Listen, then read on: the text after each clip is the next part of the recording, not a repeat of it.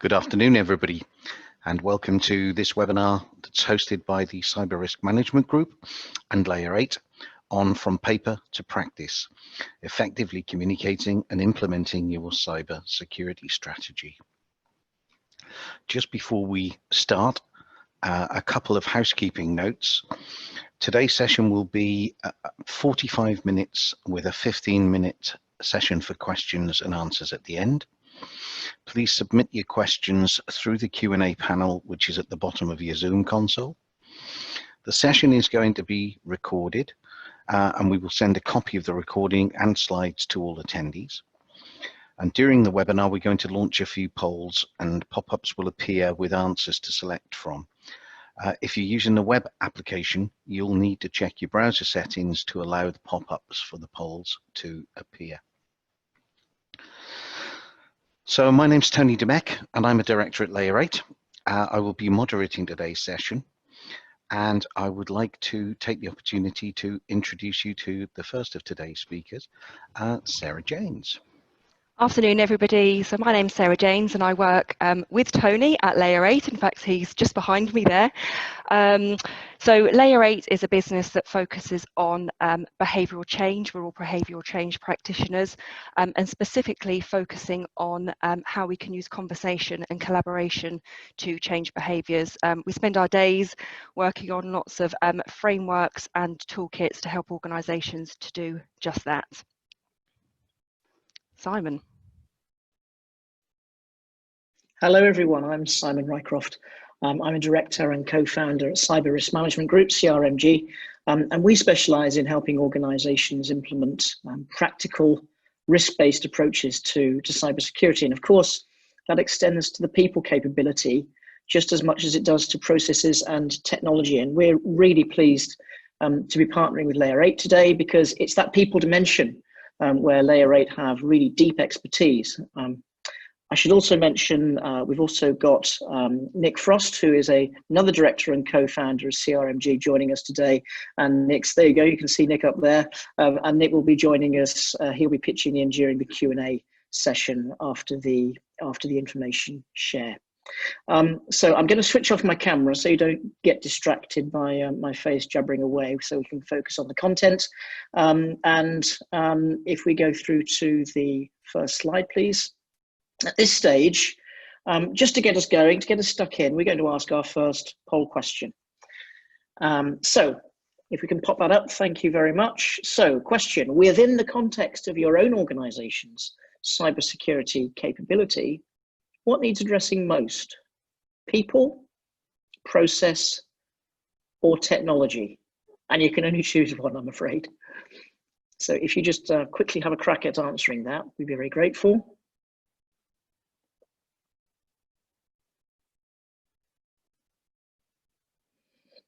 And I think we're going to see the results pop up in a moment. Well, hey, well, that's fantastic. And I guess that's maybe context as to why you've joined the session today. Well, I hope you're going to get real value from what we're about to share. And we'll look forward to interacting via the Q&A session towards the end. So what are we going to cover? Basically, I'm going to set the scene in terms of the importance of strong, risk-based cyber governance. And I'll talk through an example scenario. I'll talk about the role that technology plays, and then I'll hone in a bit on the importance of the human element, both in terms of setting the right tone from the top and then matching that through strong, secure behaviors throughout the business. Let's move to the next slide, please. So I'm going to start by talking about fit for purpose, risk-based strategy, because we know that these days that when things go wrong, they can go really wrong. And there are so many examples, and we get bombarded with examples all the time. Just one case in point, if we look back to the merger between the Marriott and Starwood hotel chains, basically Starwood hadn't addressed a systems breach back in 2014. It went undetected, didn't get picked up by due diligence. That only happened afterwards. Potentially 339 million guest records exposed. And of course, the Information Commissioner's Office in the UK wasn't reticent in notifying an intent to fine over £99 million. But of course, the potential damage if you don't get cyber strategy and cyber risk management right It isn't just financial law that a hefty fine might be levied. The reputational impact of a cyber breach, that could be existential. And as a consequence, actually, boards are pretty well attuned these days to the need to manage cyber risk. Now, in a session like this, I would usually focus on the importance of really robust processes and mechanisms for understanding and managing cyber risk in terms of governance, strategy, the importance of focusing your resources on the right things to achieve the right protection that you need to apply to your truly critical assets, the role of technology, and so on. But as today, we're going to take a slightly different tack. I am going to talk about all that stuff, but my message today is really leading up to one important point, and that's that you can have the best risk-informed cybersecurity strategy and program, but unless people believe in it and they act on it, in the end, it really won't be that useful to you. And this is where, of course, the expertise of Layer 8 is going to come during the second part of the session. So let's get stuck in. If we move forward a slide, this is really to illustrate the nature of cyber risk. It's just a scenario around mergers and acquisitions, and Sarah will pick up on this theme too in a few minutes' time. And you could actually pick any business activity or theme to demonstrate the nature of cyber risk, but this one's quite topical, given that we're likely to see quite a lot of M&A activity as businesses try to find safe havens and to navigate their way out of the current economic stormy waters that we're seeing. So the context here, any merger or acquisition involving even vaguely technically mature organizations is potential fertile breeding ground for cyber mayhem. And we've seen that time and time again. At the best of times, any organization can be targeted. This isn't a technical presentation. I won't run through these things on the left in detail, but the point is, firstly, there are bad guys out there waiting to pounce, performing reconnaissance, probing you for vulnerabilities all the time. And as an example, at the moment, we're seeing that the bad guys are turning their attention to VPN servers that support remote working for obvious reasons. And then, of course, you've got staff, people who just from time to time will make mistakes. And either of them can cause a lot of damage. And this is true of any business activity, but in this case, the M&A setting, this particular business activity has the potential to amplify this exposure. So just some examples. If you've got a high profile merger on your hands, the respective parties will just be more attractive as potential cyber targets. That's just the nature of media exposure. Two organizations might have really different approaches to their understanding of cyber risk and how they've chosen to handle it. If one party hasn't mapped out its information assets, if it doesn't understand where its what we call mission critical assets are, if it doesn't undertake information risk assessment as a matter of course, if it hasn't pinpointed everywhere it's handling personal data adequately, then it's quite likely that there's a future cyber-related problem festering away. And then linked with that point, if the parties have got different approaches overall in terms of their risk appetite at the top and how that translates into operational risk management practices, again, you've potentially got a problem. Risk appetite is actually quite a personal thing to a business, and particularly, of course, for the board. And that's really relevant to our theme today, because the overall tone for the top in terms of how people act on their security obligations, that needs to be driven from the top. Other factors, incompatible technology is not necessarily a cyber risk issue per se, but we know that legacy systems developed 15 years ago to bespoke requirements won't necessarily talk to other systems or even the internet without a bit of cyber vulnerability along the way. And then we have culture. If you have a poor culture when it comes to how people act on their responsibilities to protect information, if you try to marry that up with an organization where the culture is quite strong, you've got a problem. There was probably a bit of that going on in that Starwood and Marriott case that I talked about earlier. Supply chain. The big challenge here is that you've potentially got significant hidden cyber risk in your supply chain coming in via the back door. And given the complex extended ecosystems of partners that we tend to react with or interact with rather these days, where they're not all acting to the same standards of security, essentially it's a bit of a boiling pot for cyber risk. And then lastly, unless M&A due diligence is probing enough to pick up the types of issue we're talking about here, it won't necessarily pick up residual latent cyber risk that then might come back to bite you in the collective posterior post-merger or acquisition. So you might be asking at this point, well, that's all very well and good, but what have mergers and acquisitions got to do with a masterclass or a session on embedding positive cyber behavior? My point is that cyber risk or security risk related to nearly all these points you see here will flex depending on the strength of security culture and behavior in the respective organizations. And that'll go for pretty well any business activity that you'd care to think of. So that's the underlying point. Let's move forward a slide. I just want to say a couple of words about the role of technology in cyber. We stressed so far that a risk-based cyber governance approach is key and that security positive behavior is key to that being successful. But of course, capable technology has a huge part to play. And you need to be targeting and spending money on that in the right places. So intrusion detection, anti-malware, endpoint, data loss prevention, digital rights management, these are all technologies that can be really effective. On top of that, though, you've got to have really consistent, robust approach to ongoing operations, and that ranges to keeping systems patched, maintaining logs, making sure configuration is secure, reviewing potential new threats, handling incidents effectively, of course. And that in many cases is brought together in what organizations will call a security operations center these days. But all of that has got to have the right risk-based governance and people capabilities wrapped around it to be really effective. So the point is, technology is key, but cybersecurity is still a lot more about people and relationships than many cyber experts would have you believe. Next slide, please. So let's just look at the governance point in a bit closer detail. How is good governance personal? Well, when you're setting strategy, the board needs to understand true threat profile. It's about bringing it to life for them in a way that becomes real. It's about using stories and scenarios to convey your point in a positive way so that they get to a point where they believe in the strategy that they're setting for the wider organization. And it's about conveying risk in an accurate, objective way so that the board can set priorities.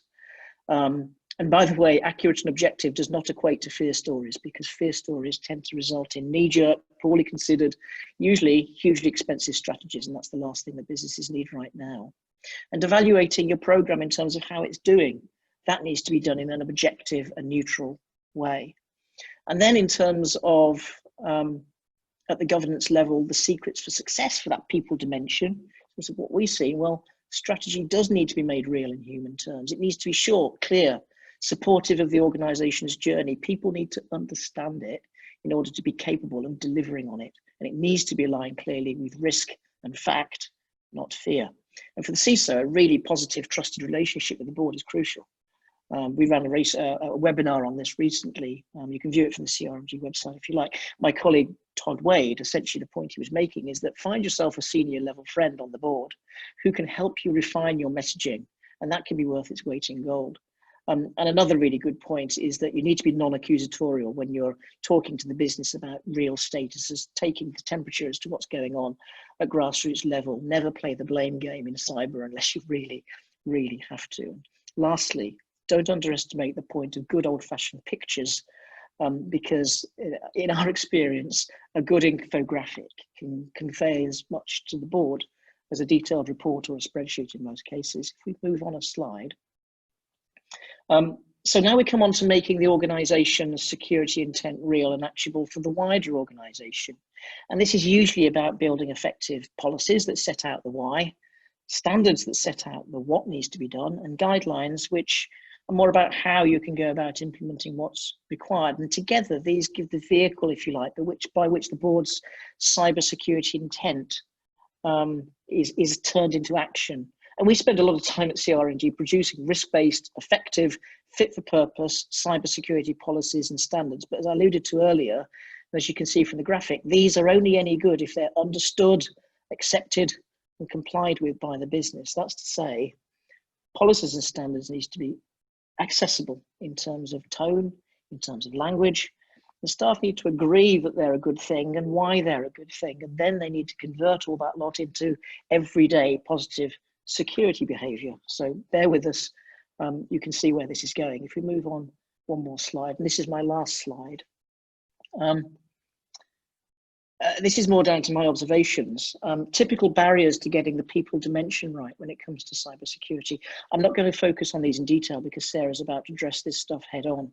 But very often, businesses forget about the importance of making the message real to their hopefully wonderfully diverse workforce in a way that resonates and in a way that's memorable and that can be acted upon.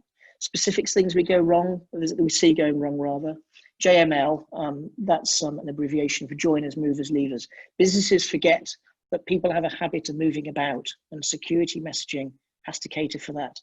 One-shot initiatives, you'll all have seen this one. Company invests in the latest awareness tool, the latest computer-based training. 2 years later, they've thrown it out the window, decided to go with something different. And on that point of computer-based training, you can't treat it as a purely tick box compliance-based activity, because that approach, I can promise you, will do nothing to improve your underlying cyber risk profile. So that was a fairly quick canter to set some context about the importance of a risk-based approach and the importance of people in making it really effective. I'm going to hand over to Sarah now, who is going to drill down into the behavioural dimension. Brilliant. Thank you so much for that intro, Simon. And yes, you mentioned mergers and acquisitions, and in fact, that's where I want to start by sharing a little story that comes from 21 years ago when I was a junior security awareness admin. And there's this one day that I remember really vividly, because there'd been a data breach, an old style data breach, man on his phone talking too loudly on a train about an imminent merger and acquisition, and it had resulted in a journalist was sitting close by, it had been publicised, leaked, and the merger fell through. But the reason that I remember this day so vividly is because my job was to look in and see whether he had completed his training. Well, yes, he had, and not only had he completed his security awareness training, he'd actually done it 24 hours before this incident took place. But the other thing that I really remember about that day was seeing the head of mergers and acquisitions for the very first time. He'd never been into the security offices before. And it made me think, 21 years down the line, why is it that we often still feel with awareness and behavioural change that we're stuck in this perpetual loop of seeing no change in behaviour? We're continually raising awareness and teaching people new risks and threats. And also, why is it that people only seem to care when things go wrong? So fast forward 16 years to when we first started Layer 8, and we were approached by one of my ex-colleagues, actually.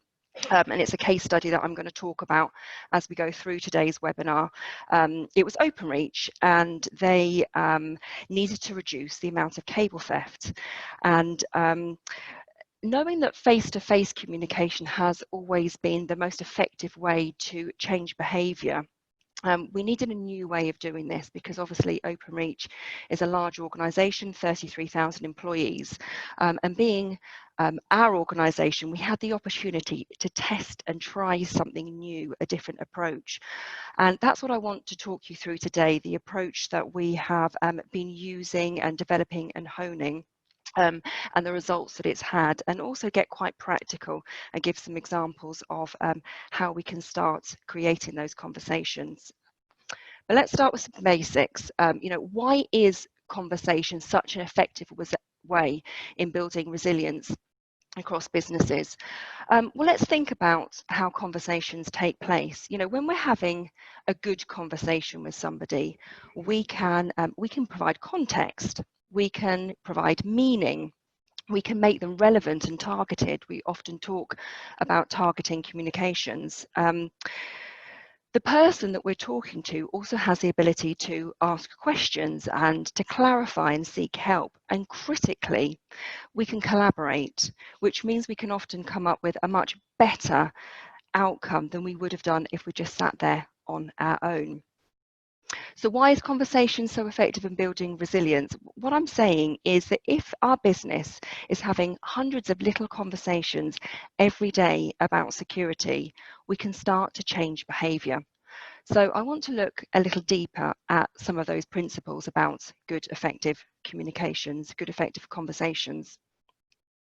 First of all, we should be trying to focus on the positives. Now, I always laugh when I talk to security people about this, myself included, because of course we are trained to look for weaknesses, aren't we? You know, that's what we're there to do. But we do have a choice about what we focus on and what we talk about. And it's a bit like when we look at a glass and we say, you know, do we see it as half full or do we see it as half empty? It's not about saying that negatives don't exist, but it's about choosing to focus on the good things, the success stories. And the reason for that is that people, human beings, we move in the direction that we focus on. So when we put too much focus on what's going wrong, it can be very, very difficult, particularly for people that sit outside the security organisation, to see how they can contribute and make a difference. So, for example, if you know, we're constantly saying things like cyber criminals are always one step ahead and people are the weakest link, that type of language just filters into our psyche, and people will be left thinking, well, I don't know what I can do that will make a difference. So I'm just going to ask a quick little question now, and it should pop up as a poll question. This is just a bit of fun, but I want to know, how difficult is my job today? You know, are we on a webinar with people that perhaps see themselves as maybe glass half empty or glass half full? And I should say, disclaimer, we can't see who has voted what, so be honest and let me know where you sit.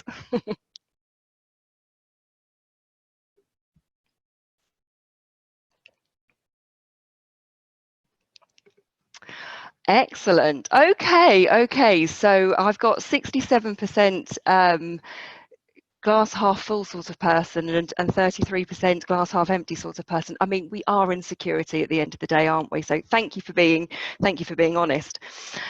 Okay, if we look at that second bullet point, establishing why we do things well. When we have good conversations, they allow us to see what we do well and why. You know, every business has its real major success stories, and when we are doing things really successfully, there are some key values that underlie that make the organization perform at its best. If we're having good conversations, it allows us to establish, well, what things are they? What things make us go above and beyond the paycheck? What allows us to create those really exceptional moments in a business life? And when we understand those key values, we can find out how we can replicate them. I guess we've all been in those situations where we go into a meeting, perhaps we need to wash up or wrap up a particular incident, and we start off with what went wrong. And perhaps we think that there's 5 things that went wrong, but the more we focus on what went wrong, the more things we find that go wrong. But when things go right for a reason. And if we can uncover that energy, like I said, that sits above and beyond the job description and the paycheck, we can see how we can amplify that. So going back to my clients and the case study at Openreach, when we did this piece of work with them, we were able to find a real pride in people doing a good, solid, hard day's work for a British household name. And just knowing that allowed us to use that core value to help create some secure behaviours. And thirdly, what we talk about becomes reality. I'm just going to read you this quote. Your intentions don't matter. Perception is reality. If people perceive you the wrong way, it doesn't matter what the facts are. And I think we've probably all got stories to tell. I mean, I certainly have, about instances where I go in all guns blazing, I've got really good intentions, but I walk away being misunderstood and thinking, gosh, how did that happen? I hear a lot of stories, especially in security, where our intention is to protect the business, but we get misunderstood. We're holding the business back. We're spending unnecessary budget. And sometimes it doesn't matter what is real or what is true. It matters what people believe. It matters what people's perceptions are. And of course, as humans, as people, we base our perceptions, our beliefs, our opinions on what we see and what we hear people doing every day of their life. So when we're having conversations with people, we are co-creating that reality.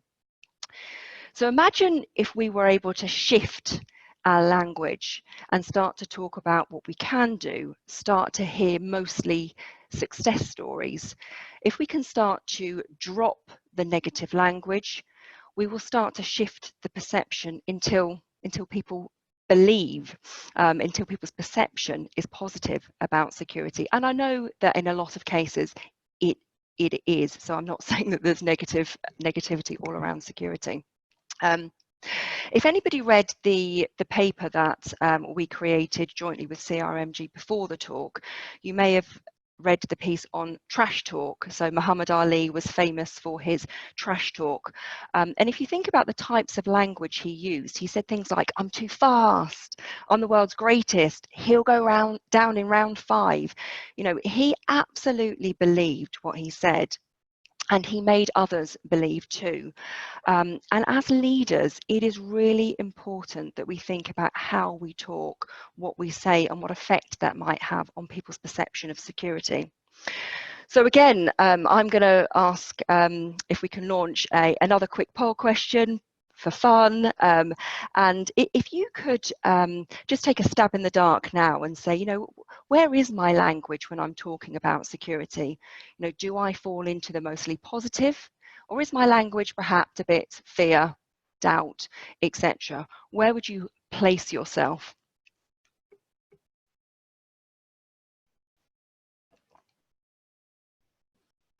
And what are we going to say? Wow. Okay, I didn't expect that. 50-50. Fantastic. Okay, well, I've got a little task for the 50% in the negative. Actually, a little task for all of you. Pick up your pen and jot down in your notebook, write positive on one side, negative on the other side, little line down the middle. And over the next week, just catch yourself in the conversations that you're having. Every time you say something that's positive, a little dot in one, everything that's a little negative, a little dot in the other. And then have a look and see, can I re-emphasize, can I change the emphasis of the way that I'm talking about security? Perhaps you can listen out and see how your team is talking about security as well. I'd love to know how you get on with that. So I've spoken about some general principles around having good conversations, but I want to bring this down now to a framework, to a methodology that we use. So the methodology that we have created is based on something that was originally produced by a chap called David Cooper-Ryder. There's his URL down there if you wanted to have a bit of more of a deeper look. And it's called Appreciative Inquiry. And we've been using this over the last 5 years with Openreach and with all of our other businesses that we talk to as well to create change. So appreciative inquiry, it is a change model, but it flips traditional change models completely on their head, because instead of starting with looking at weaknesses, it starts by discovering the strengths, by asking questions like, when things go well around here, why is that? What's happening? And when it's uncovered those core strengths, those core values that allow the exceptional moments possible, it asks the group to dream, they call it, or visualize what a future might look like, where those strengths become the norm rather than the exception.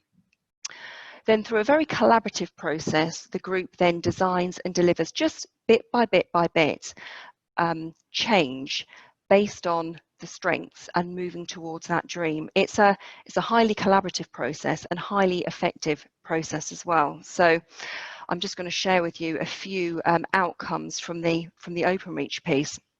What we did with OpenReach is we used that methodology to help them develop a set of security champions that could be having conversations with people at the grassroots of the business to affect change and create some different outcomes. So it's been going quite a while now. They have over 600 volunteer, I'll add, volunteer security champions. And in fact, they were in place probably within about a year after the program was first launched.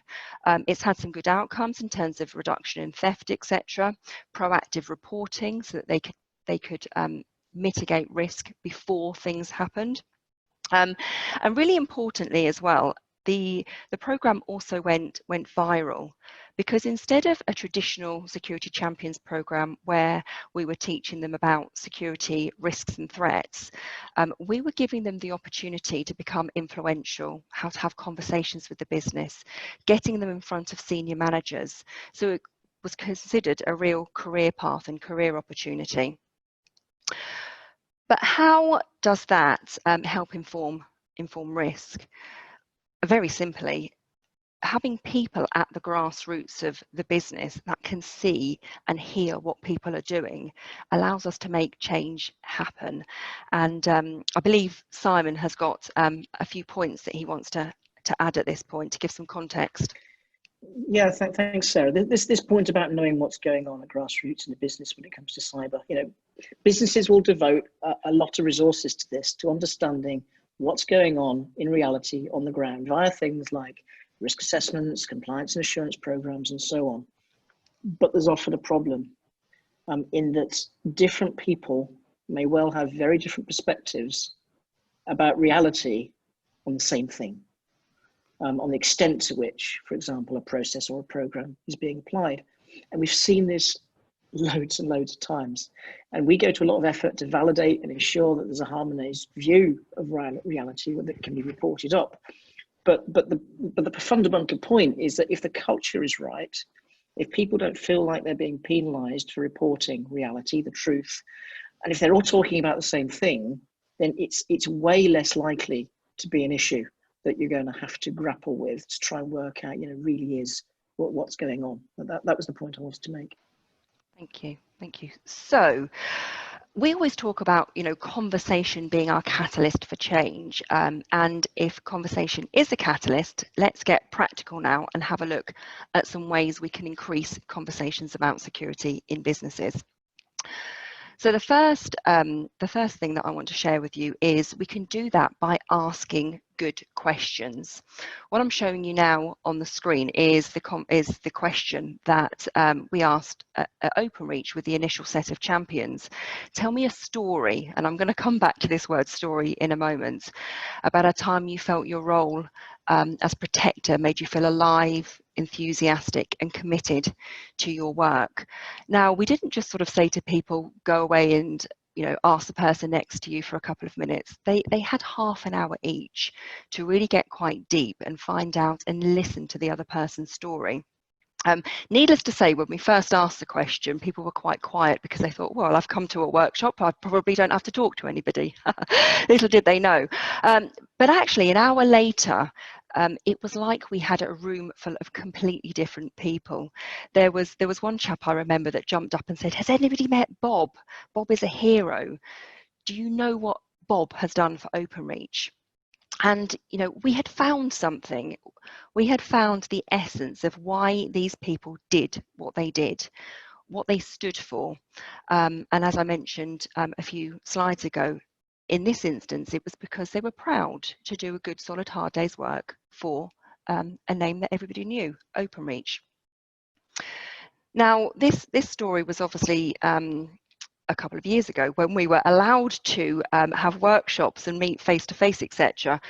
And in fact, we can still do things like this in the new climate. I'm sure everybody has found that the privileged position that we're in with all of this type of technology, we actually launched a similar program on the 22nd of April in India and in the UK, and we found that through Teams and Zooms, we were still able to have really, really good conversations and build some great relationships and share those stories, and it worked very, very well. So the trick to asking good questions is asking the right type of questions, because what we're looking to do is engage people in a way that they can really open up, you know, so that they can share what's important to them, what's really important, you know, not just what it says on a job description or in their objectives, but how they think and how they feel. So there's a couple of tips on the screen there, but the one that helps me the most, I think, is the simplest. And it's this point about every question you write or you ask is inviting people to tell a story. And I will come in a moment to why stories work so well. My suggestion would be try them out, because not all questions are good questions. And here's my example of a question that I asked, which was not so good. I asked the question of below to a finance director, and basically I got the response, you know, security is not important to me. I found myself then really on the back foot trying to convince them why it should be important, why it was important, but it was too late. The question above is something that I've used more recently, and, you know, I can find out a little bit more about what makes that person tick, and then when it's relevant, I can find a way of filtering security in. And I think that point about relationships is fundamental, actually, because we are all task-driven people who are very, very time poor, and often we can jump straight to trying to get an outcome for a particular task that we need to achieve. But it's proven to me time and time again that when we take time to focus and build the relationship first, actually the results follow, and they often follow in a much more solid and sustainable way. So the second point, and I keep mentioning stories, you know, we can get conversations going by sharing really good stories. Why stories? Well, every culture is a mass of stories that has been generated and shared by the people that live and work within it. You know, if you think about the British culture or the cybersecurity culture, generally, you know, we don't learn that through a policy, through a manual, or through a test, even though some of them might exist. We actually learn that from seeing what people are doing, from hearing what people are saying, and just from our everyday interactions, because they tell us what's important and what's not, what we should accept and what we shouldn't. And in cyber, we want to be hearing stories about how things are done, where the buck stops, what it means individually, because stories have the power to change people. Like I said, because they tell us more than the scripts. They tell us what people think. They tell us what people feel. So the reason that we want to focus on the positives is because we want people to be sharing the good ones. We don't want all the negative things that look like we can't achieve taking the forefront. You know, we want to share the good stories. So I just want to ask a question now, not a poll question, just something for you to ponder. You know, do you have your own positive story that you share about what goes well in your business, or what has gone well? If you haven't, what could that be? What could your security story be? And as a leader, when you hear other people's successes in your business, no matter how small they are, if they're making a positive effect, you know, how can you amplify that as a leader?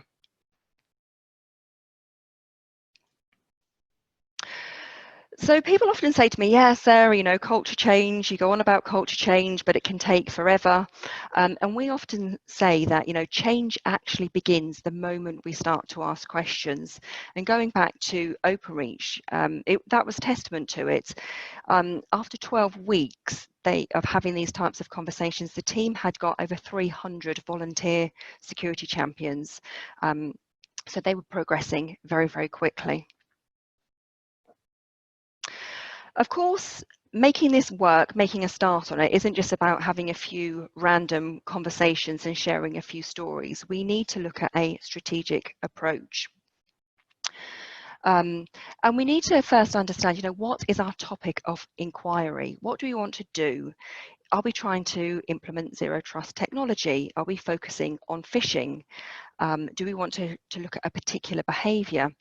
And then once we know, what are some good questions? What are really good inquiry questions that we can ask around that topic to get a bit more knowledge and understanding? Who do we want to talk to first? Is there somebody that we particularly think would be very good to get on our side, but perhaps is a difficult nut to crack? Can we build a relationship with them before we try and get them on side about security? What's our culture maturity right now? Do we have an understanding of what's working? And are there a set of key habits that you want to create? We can often be at fault of trying to tell people everything that they need to know to tick the compliance box.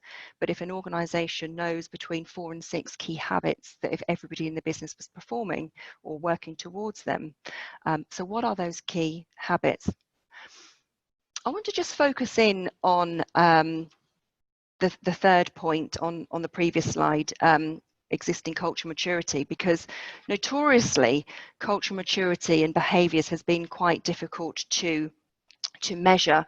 So I'm just going to ask another quick poll question here. Has anybody on this call ever tried to measure security culture or security behaviour in their organisation? Really interested to see how this comes out.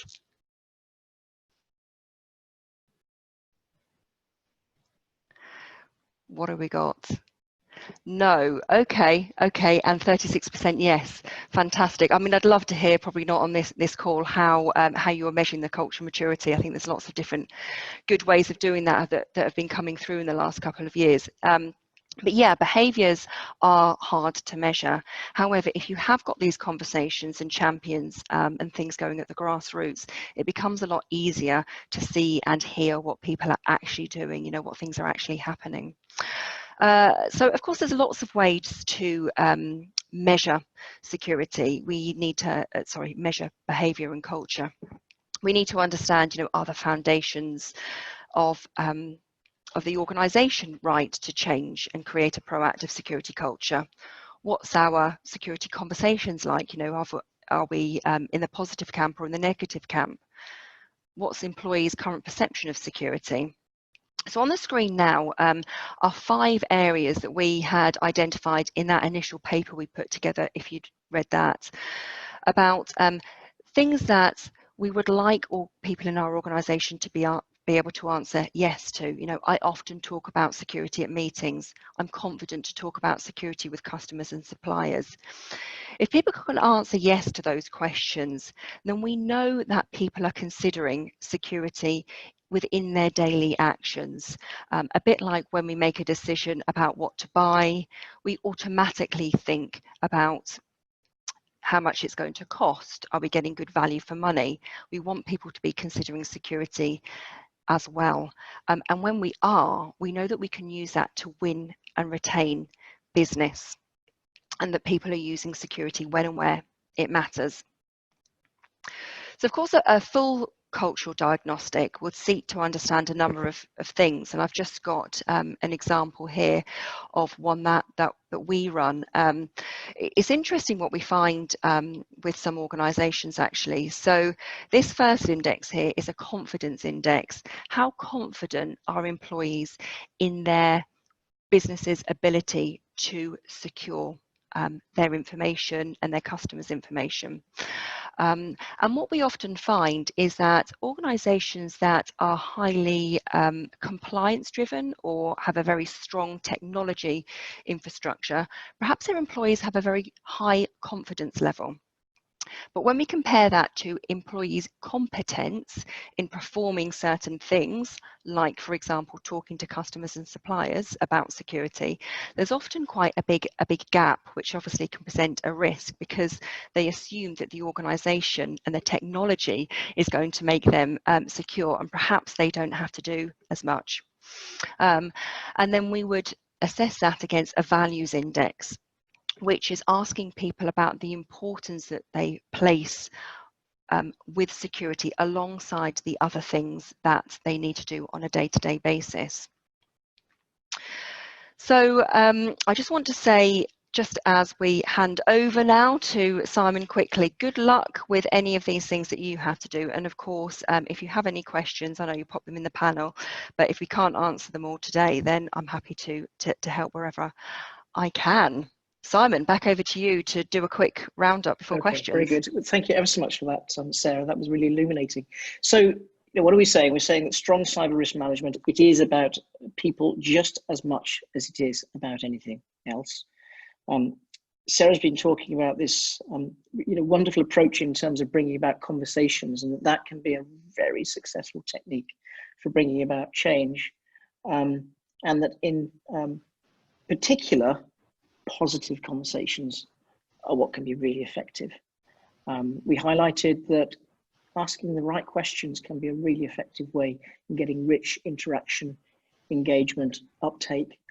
And lastly, this does have to be reflected in some sort of strong strategy, and that has to be a starting point, because what we're talking about here are effective approaches, but ideally that needs to be scalable, and it needs to be bought into by the organization from the top, and then woven, if you like, into the fabric as to how the organization is communicating through about security and cyber risk.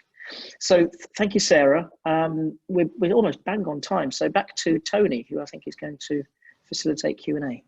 Yes, thank you. Thank you, Simon, and thank you, Sarah, for sharing your knowledge. There's been some very practical advice and help and hints and techniques to start the conversation about cybersecurity. So we now have 15 minutes, which we will try our best to answer your questions. And if you haven't already done so, please submit your questions using the Q&A piece at the bottom of the Zoom screen. We've got some already, so as a short one to start, which I think I'll pass to Simon, and that is, how do you put a reliable number on reputational damage? Okay, the way that we do that is largely through a discussion with the business, which is driven using a common framework. So if you think about an information risk assessment process, for example, one of the precursors to understanding risk is to actually get the business to enunciate, to explain what damage means to the business. And so what we will often do in advance of looking at analyzing threats and vulnerabilities and all that wonderful stuff is we will have a conversation with the business and say, well, look, if this were to happen to you with respect to this particular information asset or this business process, what would damage look like? What would a high degree of damage look like? Would it be negative press in 10 national newspapers? Would it be a certain degree of negative commentary on social media? There are certain metrics that you can put around levels of harm. And so coming up with what we call a harm reference table, which looks at reputational damage and aligning that with different scales, different degrees of reputational damage, that can give you a useful structure then within which you can frame risk further down the line when you identify it. And by the way, that doesn't just go for reputational damage, it goes for financial damage, it goes for operational damage, compliance risk, and so on. Thank you. I think a good question for Sarah, actually. This one comes from Tina. We have a security champions program, but most people were unwillingly volunteered, and we find it difficult to get their time and attention. What tips do you have? Thank you, Tina. So I mean, funnily, volunteered. Often when we start working on things like this, the biggest dropout rate that we see is where people have been volunteered, because if we're going to do something based on core values, it needs to be true, it needs to be real. So yeah, I would suggest let people volunteer through what they feel, because they want to do it for the organization. I guess a few tips that I would give. little simple things like allowing them to choose their name, allowing them to come together as a group and identify what their job description would look like. There's nothing worse than volunteering for something that feels like it might be quite collaborative, turning up on day one and getting your job description for what it looks like to be a cyber champion. So allow them to co-create that job description along with you. As I mentioned in the OpenReach example, your job as a leader shouldn't be about teaching them how to be secure. It should be about giving them opportunities to become more influential. Can you get them time in front of senior management teams to talk about what they're doing? Are there opportunities for things that are going on, awards, etc., that are going on across the rest of the business that you can help and get them involved in? Are there soft skills that you can teach them so that they can talk about security in meetings and presentations and those types of things? And then the champions start to want to be a member of the Champions Programme. Cool. Thank you very much. One for everybody here. Primarily because I'd like to hear the answer to this. So this came from Jeff. Do you have any examples of pictures to illustrate security awareness for staff that actually hit the spot? Do you want me to start? Yeah, Anybody, go on, Sarah. please. So Simon might have a picture, but no, Jeff. And I tell you the reason why is because I think hitting the spot is a real personal thing, and I think it's quite difficult to get any emotion across in just a picture. It needs a little bit more than that. So some of the things that we have found very useful is just very, very short videos, I think, for staff, where you can get some kind of personal you want to feel something, because that gets people to wake up, that gets a message to hit the spot, and then people want to find out a little bit more about what to do and how to behave.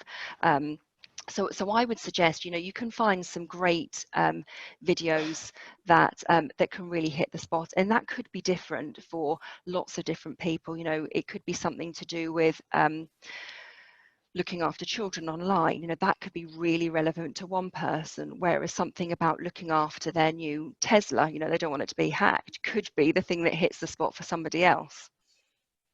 I don't know if you've got anything to add, Simon and Nick. Yeah, from our point of view, pictures can be used at all sorts of levels in helping people understand cyber risk. At the very high level, there are some fantastic conceptual pictures and cartoons that show why risk management is important. And if you look at organizations like, if you're on LinkedIn and you go to, if you follow people like the Cybersecurity Hub, they have some great visual depictions as to what cyber risk is all about. But more importantly, it's all about your audience, and it's all about what their likely current understanding is with respect to the issues, and then tailoring what you're going to convey accordingly. And so, of course, that will change depending on your audience. I find that infographics can be really powerful because, and particularly in our world where we're trying to prioritize what the biggest things that an organization needs to get on top of are, priorities can be conveyed quite nicely diagrammatically, and they enable, diagrams enable you to consolidate up from a lot of noise, if you like, in terms of low level data around relative risk and so on, and to consolidate that up to a big high level picture that says, well, look, these are the real big deal headline issues right now, and this is why they're important, and linking actions with consequences, not necessarily in a negative way, because we've been making the point that everything that we're framing here needs ideally to be done in a positive context in terms of positive outcomes for an individual or to their organization, but drawing correlations between actions and consequences, positive spin, using cartoon type imagery where it's appropriate, using infographics, all of that consolidated can give you some really nice, it gives you a nice tool set, if you like. Thank you. Got an excellent question here. I mean, not that they're all good, but this might really open a can of worms. But it's from an anonymous attendee who's saying that he went for a job interview a number of years ago. And he made a presentation where he was suggesting that everybody in the organization needed to be empowered. And the head of IT looked at him with horror or her, I hasten to add, probably sensing a loss of power, thinking this people stuff is garbage, and felt that they were probably advised not to hire that person. And he said, whilst he agrees with everything that we've got here, there's thousands of people like that out there that literally want this to be done under their domain, and don't actually want anything to do with the human element. How do we get around this? I might come in on that one. That rings quite true to previous role I had. And I don't know, no offense to anyone who's in IT, I don't know if this is an IT issue. I noticed the differences were in my last role, we were reporting into IT, and we probably would have had a situation like that. The reporting line for the global security team then moved into legal, and we had a very different type of conversation. I think there are a number of points there to sort of look at overcoming. I think that goes back to, you know, trying to simplify the key messages. Sometimes we talked before about these different types of pictures and, you know, ways in which you can convey key messages. You know, one of the ones I think is always effective, I think, you know, was alluded to before about this sort of infographic. You know, there's lots of really good information out there now about how share prices have dropped, or volatility indexes have gone through the roof after a breach. You know, you look at some of the big names out there that have suffered very public incidents. You know, so, you know, looking at your audiences, that may well be a type of picture that, you know, senior management board would look at, because they will get it, and it's a fairly scary picture. I think to this particular point here about, you know, the sort of IT link, and how you overcome this. I don't think there's a sort of a silver bullet for this, to be honest with you. I think the approach that this individual took was absolutely the right one. It was definitely quite clear that you know, that people in the business, or the sort of the director in the business, got it and understood it and appreciated it. I think with the IT, sometimes it's important to look at what kind of, you know, I suppose, challenges they face. In IT, it's really all about delivery, getting the system to market, enabling the service for the business. And so maybe just a slightly different slant on, you know, empowering people to be able to deliver things quicker. That would be the only kind of approach I would take, given my experience working in IT. Thanks, Nick. Simon or Sarah, anything to add? Well, the only thing I would say on top of what Nick has said is that, you know, empowerment and how that is reflected throughout an organisation always falls under this sort of category of tone from the top. You know, if the approach of the board is risk-based, if it recognises the importance of individuals' behaviours, if it recognises the importance of diversity across a business, and if it accepts that individuals have both personal and collective responsibility, and that is made crystal clear in open, translatable, very pragmatic guidance, then that can help you go a long way. I don't know, Sarah, if you've got anything you wanted to add there. Nothing in detail, but I think, you know, thank you for being so open and honest with us. And I think, you know, what I've seen in the last 5 years is that there is a shift. You know, most people do understand that the people side is important. They may not quite yet understand how they do that. And it sounds like you had a lucky escape, because, you know, some people can't change and won't change, and it probably sounds like it wouldn't have been the place where you'd want to work anyway. So thanks for sharing that with us. Cool. Thank you all. Well, unfortunately, that's all the time we have, and it's always nice that we have questions that have taken that, but unfortunately we haven't been able to answer them all. So if anybody has placed a question and would like to get further information, or even try to get us to answer the question, please feel free to contact either speaker using the information that's on this slide.